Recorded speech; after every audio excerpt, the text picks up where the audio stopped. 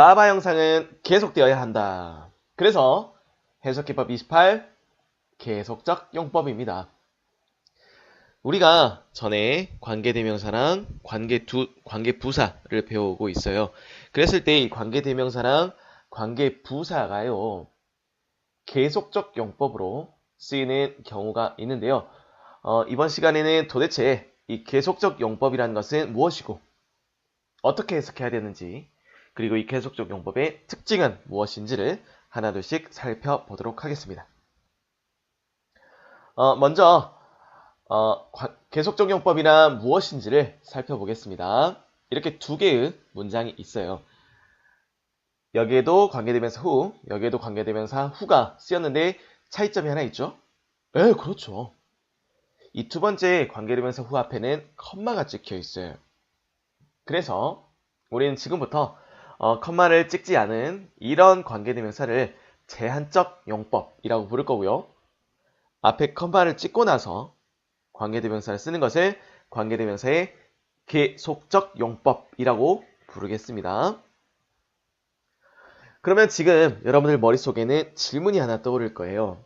아니, 그러면 도대체 언제 제한적 용법을 쓰는 거고 언제 계속적 용법을 쓰는 거예요? 라는 질문이 떠오르겠죠.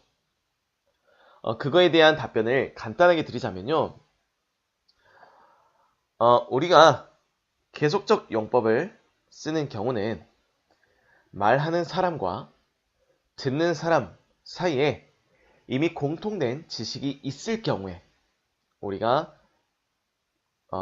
이 관계사의 계속적 용법을 쓰게 되는 겁니다. 예문을 다시 한번 볼게요.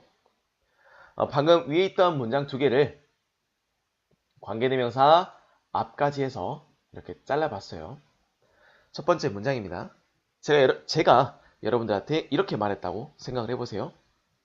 얘들아, 나 친구랑 점심 먹었다? 라고 말한과 동시에 여러분들 머릿속에는 아니, 지금 박대원이가 친구가 상당히 많을 건데 도대체 무슨 친구를 말하는 거지? 라는 생각을 하실 거예요. 그러면 이 말을 하는 저는 어떤 의무가 발생하냐면 도대체 어떤 친구인지를 제한해줘야 되는 의무가 발생해요.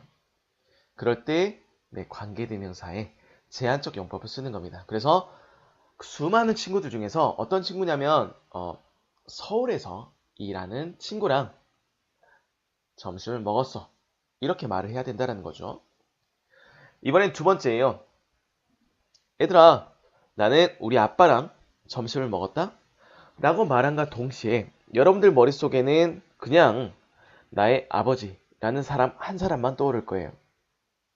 그럼 여러분들과 나 사이에 이미 공통된 지식이 있다는 거죠. 아까는 수많은 친구 중에 누구인지 모르니까 제한을 해줬어야 됐어요.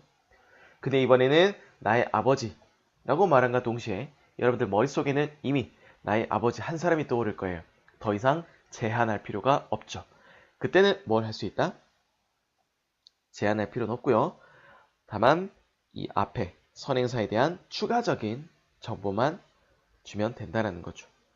그럴 때 쓰는 것이 바로 관계대명사, 관계사의 계속적 용법이 되겠습니다. 문제 하나 풀어볼게요. 아래 있는 문장이에요. DW was working in this school. 자, 관계대명사 후 앞에 컴마를 찍어야 될까요? 말아야 될까요? 그렇죠. 여러분들은 이미 DW가 누구인지 알고 있으니까 말을 하는 저랑 듣는 여러분들 사이에 공통된 지식이 있어요. 그래서 관계사의 계속적 용법을 써야 되니까 컴마를 찍으시면 되겠죠. 자, 이번엔 어때요? A student who made the best performance. 어떤 한 학생이 상을 받을 거다라고 이야기를 하고 있어요. 그러면 어떤 학생인지 우리가 알 수가 없잖아요. 그래서 뒤에 관계대명사의 제한적 용법을 통해서 가장 뛰어난 성과를 가진 학생이라고 제한을 해줘야 된다는 거죠. 자, 이러한 계속적 용법이요, 꼭 관계대명사에만 쓰이는 것이 아니라 이렇게 관계 부사에도 쓸 수 있다라는 거 알아두시기 바랍니다.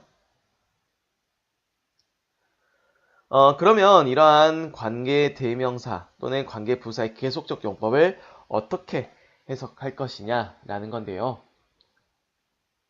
뭐 특별한 답은 정해져 있지 않습니다. 앞뒤 내용의 흐름을 잘 따져보고 거기에 맞춰서 해석을 하시면 돼요. 자, 예문으로 연습해 볼게요. 그 회사는요, 새롭게 고용한 직원을 레이오프, 해고해 버릴 겁니다. 그래서 그 최근에 새롭게 고용한 직원이니까 아마 누구인지 알 거다라는 거죠. 최근에 한 명을 고용을 했었나 봐요. 그래서 다만 그 직원에 대해서 추가적인 설명을 해줄 뿐입니다. 그래서 그 직원은요, 게으르고 정직하지 않아요. 그래서 맥락에 맞게 해석을 하자면 그 직원이 게으르고 정직하지 않기 때문에 그 직원을 해고할 겁니다. 그래서 뭐뭐하기 때문에라는 접속사 for를 집어넣어서 해석할 수 있다는 거죠. 그 다음 두 번째, I forgot the deadline of the project. 나는 프로젝트의 기한을 까먹었어요. 그리고 그 기한에 대해서 추가 설명을 하겠다는 거죠. 나는 그 기한을요, 데드라인을요, 달력에다 써놨습니다. 그러면 이제 맥락상 나는 달력에다가 그 기한을 써놨지만 프로젝트의 최종 기한을 잊어버렸습니다. 이렇게 맥락에 맞춰서요. 세 번째, 과학자들은 10개 이상의 우이, 비옷이죠. 비옷을 점검을 했어요. 근데 그 비옷 중에 그 어떤 것도 완벽히 방수가 되지 않았습니다. 그래서 지금 none of which, 이 구조는요, 뭐뭐 중에 일부를 표현하는 이런 표현들과 같이 쓰이는 구조라고 알고 계시면 되겠습니다. 그리고 이제 관계사의 특징이 또 있어요. that은 계속적 용법으로 쓸 수 없다라는 거.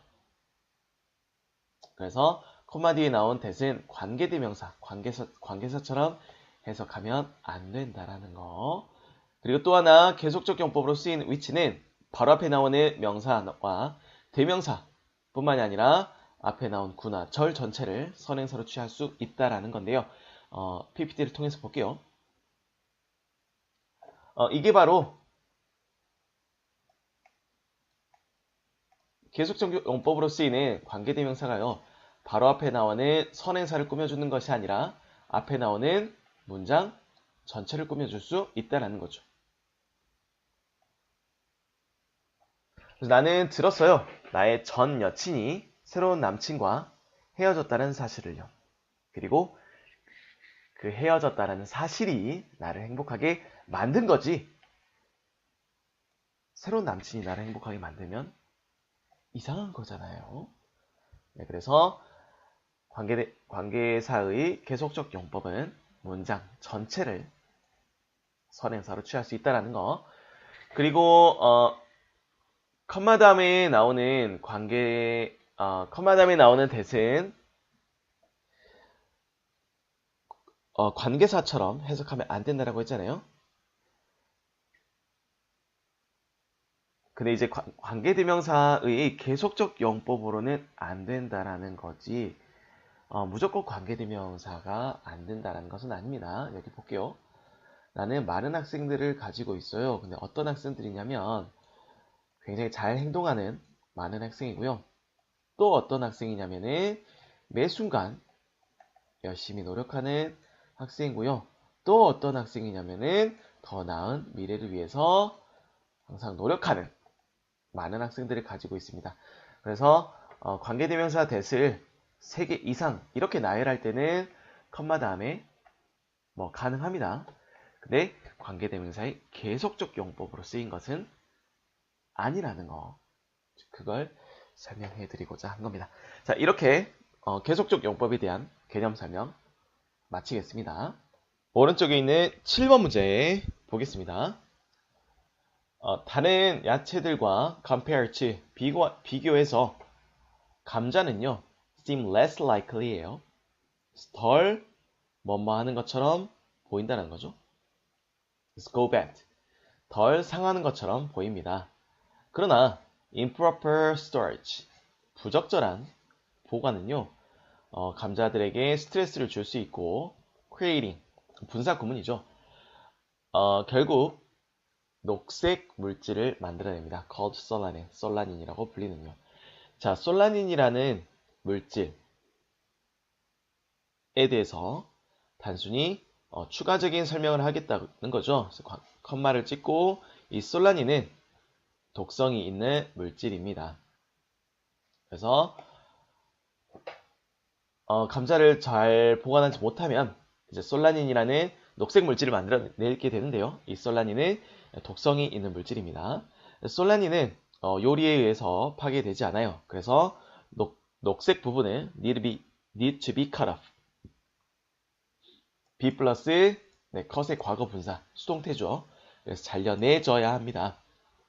감자를 사용하기 전에요.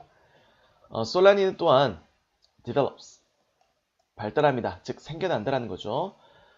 감자들이 태양에 노출될 때요. extended time, 오랜 시간 동안. 그 다음 이제 not only does the sunlight cause라고 나와 있어요.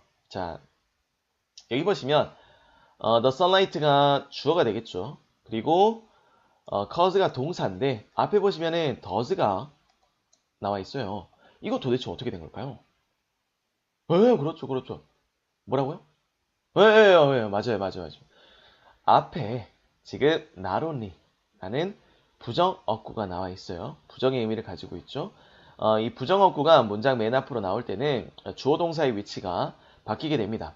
근데 지금 동사가 cause인 일반 동사이다 보니까 일반 동사는 앞쪽으로 나갈 수가 없어요. 대신 죄송합니다. 완전 죄송해요. 일반 동사는 앞으로 나갈 수가 없으니까 대신 대동사 둘을 앞으로 뺀 거죠. 그래서 does가 앞으로 도치된 구조가 되겠습니다. 해석을 해보자면 태양은요, 그 감자 껍질이 녹색이 되도록 만들 뿐만이 아니라 햇볕은 또한 이 감자들이 새로운 새싹을 길러내도록 만듭니다. 그래서 햇볕이 계속 쐬면 새싹이 자란다는 거죠. 아마 어머님들 혹시 감자 같은 거 오랫동안 부엌에서 보관하셨을 때 보신 적이 있을 거예요. 초등학교 때도 많이 키워보셨잖아요. 네. 자, 이러한 새싹들은 또한 제거가 돼야만 해요. 이제 감자를 요리하기 전에요. as가 나왔네요. 그 다음 주어 동사가 나왔으니까 as는 접속사로 쓰였겠죠. 어떻게 해석하는 게 좋을까요? 네, 그렇죠. 이러한 새싹들은 제거되어야만 해요. 그 녀석들이요, 솔라닌으로 가득 차 있기 때문에 라고 해야겠죠. 제거되어야만 합니다. 이것은 감자가 싹을 틔우지 못하게 하는 거죠. 그리고 감자들을 좋은 형태로 유지를 시켜줍니다. 8주까지요. 그래서 중간에 이러한 문제를 찾으셔야 되고, 이러한 문제를 피하기 위해서 가장 좋은 방법을 썼는데 그 좋은 방법은 이거랍니다. 그리고 나서 이걸 쓰면 어떤 효과가 나오는지가 뒤쪽에 나와야겠죠. 이렇게 7번 해결해 보시고요. 저는 8번로 이제 넘어가겠습니다. 8번입니다. Mount Vesuvius is a volcano in Italy. 베수비우스 산은 이탈리아에 있는 화산입니다. 라고 한 다음에 관계대명사 위치를 쓸 것이냐 아니면 관계 부사 where를 쓸 것이냐 라는 거예요. 의미상으로 봤을 때는 화산은 사물이기 때문에 관계대명사를 써도 될 것 같고요. 그다음에 장소적인 개념을 가지고 있기 때문에 where를 써도 될 것 같아요. 분명 어법적인 차이가 있다라는 거죠. 자, 뒤쪽 환경을 보시면 바로 뒤에 뭐가 이어졌다? had been, 동사가 이어졌어요. 그러면 뭐가 빠져 있는 거죠? 네, 주어가 빠져 있습니다. 전에 관계부사 설명을 할 때 관계부사 뒤쪽에는 완전한 절이 온다, 불완전한 절이 온다, 완전한 절이 온다라고 설명을 했어요. 근데 지금 여기는 주어가 빠졌기 때문에 관계부사는 안 되고 주어 역할을 대신할 수 있는 관계대명사는 사용 가능하다라는 거. 그래서 위치를 골라주시면 되겠습니다. 그래서 이 화산은요, 수백 년 동안 휴화산이었어요. 휴화산이었다는 거죠. 네, 79년 8월 24일까지요. 근데 79년 서기 79년 8월 24일은 언제인지를 지금 관계부사의 계속적 용법으로 추가 설명을 해줍니다. 바로 그때가 언제냐면 갑자기 폭발했을 때. 그래서 이 전까지는 수백 년 동안 휴화산이었었어요. 근데 이때 갑자기 폭발했다는 거죠. 폭발은 아침에 시작되었습니다. As rock and lava. 암석과 용암이 분출되면서 정도로 해석하면 되겠네요. 그리고 이제 expel. 능동을 쓸 것이냐, be expelled. 수동을 쓸 것이냐라는 거예요. 먼저 expel. 의미를 아셔야죠. expel은 배출하다. 무엇을 배출하다. 라는 뜻이네요. 그랬을 때 용암과 암석은요. 본인이 뭔가를 배출하는 것이 아니라 배출이 되는 거잖아요. 그래서 수동의 의미를 가진 be expelled를 골라주시면 되겠습니다. 그래서 초당 150만 톤의 엄청난 속도로 이제 배출이 되었어요. 그러자 하늘은 어두워졌고요. 그리고 about 6 inches of ash. 대략 6인치의 화산재들이요. 매 시간 땅으로 떨어졌습니다. 6인치, 약 1인치가 한 2.5cm 정도 된다고 생각하시면 시간당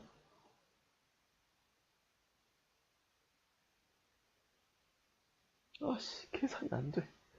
곱하기 하시면 되겠죠. 네, 시간당 한 10 몇 cm 정도가 계속해서 쌓였다라는 거예요. 그리고 이제 용암은 이 자정쯤에서 이제 흘러나오기 시작했고요. 다음날 아침에는 a cloud of toxic gas, 유독가스 구름이 폼페이에 도착했다라는 거예요. 이 폼페이라는 도시에 대해서 부연 설명하겠다라는 거죠. 이 폼페이라는 도시는요, 약 2만 명의 사람들이 살고 있었습니다. 바로 거기에 유독가스와 엄청난 화산재가 날아가기 시작했다는 거죠. 그 당시에는요, 그 지역은 유명한 휴양지였습니다. 그래서 많은 관광객들이 있었죠. Most of people who did not. 사람들이라고 관계대명사 후가 나왔네요. 이 관계대명사의 범위가 어디인지를 보시려면 동사 하나는 포함할 거고 또 다른 동사는 포함 못할 거예요. 그래서 여기까지 끊으시면 될 거죠. 그리고 나서 이 동사는 단수형으로 쓸 것이냐 복수형으로 쓸 거냐라는 거죠. 그러면 주어가 누구인지를 파악하셔야겠죠. 주어는 누구다? 네, most of the people 이다. 그러면 여기는 복수니까 당연히 뭘 골라줘야겠다? were 골라주시면 되겠다라는 거. 그래서 폭발이 시작되는 그 당시에 그 휴양지를 떠나지 않은 대부분의 사람들은요. were buried alive. buried라고 읽으시면 됩니다. 산채로 묻혔어요. 암석과 재 안에요. 그래서 in the end 결국에는 대략 막 16,000명의 사람들이 사망했다라고 믿어지고 있습니다. 라는 거. 지금의 베수비우스 산의 모습이고요. 아직도 근처에 이렇게 마을이 있는 것으로 보아서 그 당시에도 베수비우스 산 근처에는 굉장히 많은 사람들이 살고 있었을 것이라고 생각이 되고요. 지금 이제 베수비우스 지역에, 폼페이 지역에 가보면요. 관광객들을 위해서 예전의 모습을 재현해 놓은 미라들이 몇 개 있습니다. 그래서 화산재랑 암석에 묻혀서 죽었던 사람들의 모습을 재현했고요. 이렇게 쭈그려 앉아서 죽은 미라도 그 폼페이라는 지역에 재현이 되어 있으니까요. 나중에 이탈리아 여행하시면서 꼭 한번 방문해 보시기를 바라겠습니다. 자, 여기까지 해석기법 28. 오늘 또 수고 많으셨어요.